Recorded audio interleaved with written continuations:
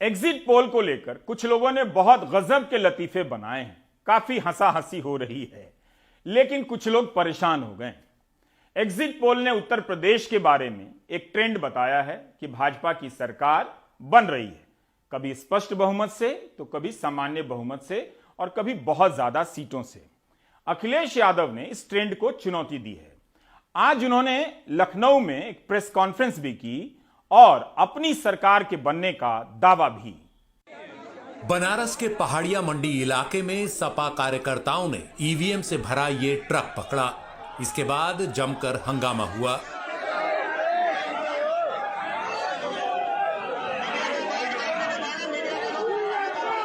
अखिलेश यादव ने press conference कर आरोप लगाया कि ऐसे 2 और ट्रक थे जो फरार हो गए और इरादा गड़बड़ी का था।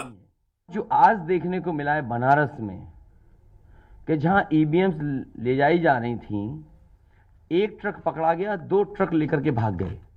अगर सरकार चोरी नहीं कर रही थी, ये बोट की चोरी जो नहीं कर रही थी, तो कम से कम बताए कि एक गाड़ी रोक ली, पकड़ी गई, 2 गाड़ियां क्यों भागी?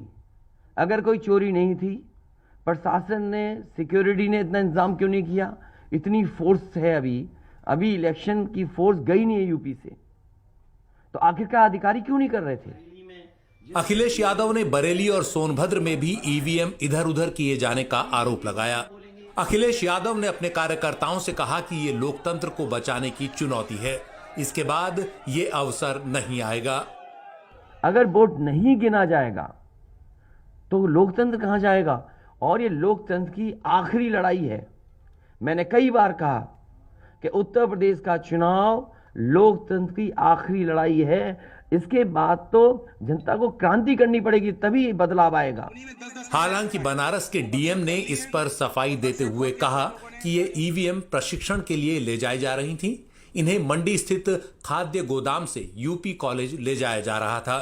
कुछ राजनीतिक दलों ने वाहन रोका, चुनाव में प्रयुक्त ईवीएम कहकर अफवाह फैलाई, जबकि मतगणना से पहले इन्हें ट्रेनिंग के लिए ले जाया जा रहा था। उन 4 गोडाउन के बाद में भी जो गोडाउन हैं, उसमें सारे डिस्ट्रिक्ट की 1000 ईवीएम आसपास जो ट्रेनिंग में थी या जो रिजर्व में थी, जो बूथ पे प्रयोग नहीं हुई, सारी मशीनों का गोदाम एक बना हुआ है। बीजेपी इसे अखिलेश यादव की खिसियाहट बता रही है। समाजवादी पार्टी के मुखिया श्री अखिलेश यादव जी पराजय की सुनिश्चित संभावना को देख करके घबरा भी गए हैं, बौखला भी गए। उनके आरोप जो भी हैं वह तथ्यहीन हैं, निराधार हैं और अफवाह फैलाने वाले। जो अलग अलग चैनलों, एजेंसियों के माध्यम से एग्जिट पोल आए, जिसमें भाजपा एक बार फिर से बड़े बहुमत के साथ सत्ता में वापसी कर रही है, उसके बाद उनके गुंडे, उनके अपराधी, उनके तथाकथित गठबंधन कहूँ हठबंधन करने वाले जो उनके साथी सहयोगी हैं, वो सब बौखलाए हुए। बड़ी मात्रा में यहाँ पर पुलिस बल भी लगाई गई है और तमाम लोग हैं, लेकिन जो कार्यकर्ता है वो बहुत गुस्से में है, रोष में है। उन्हें नहीं समझ में आ रहा कि आखिर ये ईवीएम कहाँ थी। प्रशासन अपनी सफाई दे रहा है और वो यही कह रहा है कि वो प्रशिक्षण के लिए ईवीएम जा रही थी और जो मेन ईवीएम है वो स्ट्रांग रूम में बंद है और सीसीटीवी कैमरे की निगरानी में है। लेकिन यहाँ आए मौजूद कोई भी व्यक्ति इसे मानने के लिए तैयार नहीं है।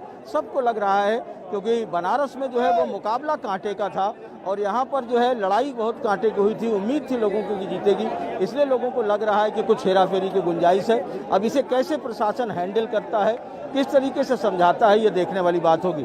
पुरुषोत्तम के साथ वाराणसी से अजय सिंह, एनडीटीवी इंडिया।